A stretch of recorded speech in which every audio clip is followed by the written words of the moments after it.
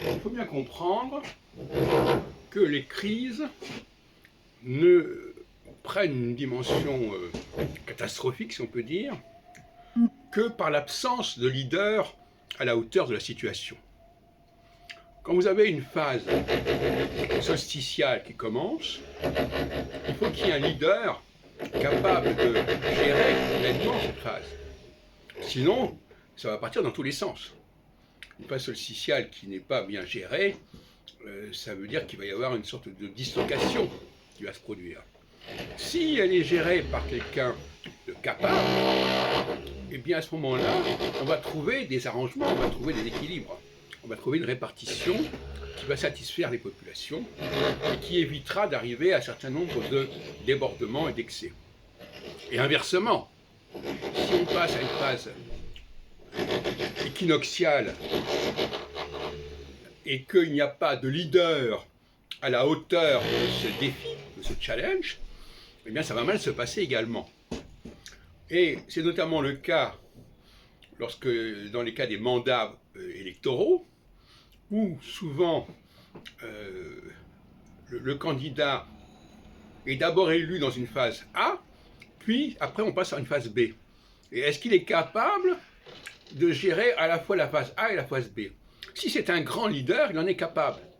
Si c'est un petit leader, eh bien, il va pas gérer correctement le tournant qui va faire qu'on va passer de la phase équinoxiale à la phase solsticiale ou l'inverse. À ce propos, on peut dire que d'une manière générale, la phase solsticiale fait suite, par définition, à une phase équinoxiale.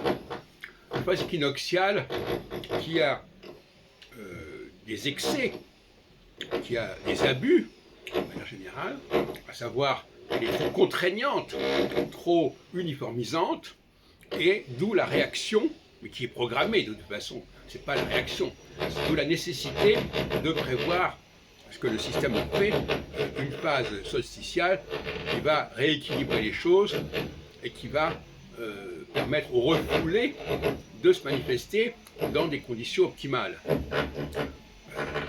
C'est notamment le cas lorsque une politique socialiste s'est imposée en phase équinoxiale et que ensuite on passe en phase solsticiale. Le cas de Gorbatchev est intéressant parce que l'épisode de 89 a été précédé par la perestroïka, la glasnost, qui étaient probablement des phases inspirées par l'équinoxialité. Et Gorbatchev n'a pas su que le moment était venu de changer son fusil d'épaule, c'est-à-dire qu'il fallait repasser à un discours, un style plus solsticial. Et à partir du moment où il n'y est pas parvenu, pour différentes raisons, qu'il n'a pas pris les devants, qu'il n'a pas prévenu les choses, eh bien on a assisté à des formes aiguës de solsticialité. Ce qui a donné le fameux phénomène du mur de Berlin, etc., etc. Mais ça aurait pu être évité. Et donc la prévision ne pouvait pas être faite, puisque la prévision impliquait qu'on sut qu'il y avait ou pas un leader capable de prendre le relais, ou un leader capable de se transformer pour prendre le relais d'une phase nouvelle.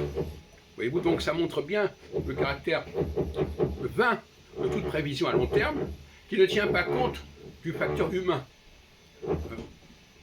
Ce n'est qu'au dernier moment, si on peut dire, en quelque sorte, que l'on sait comment les choses risquent de se produire.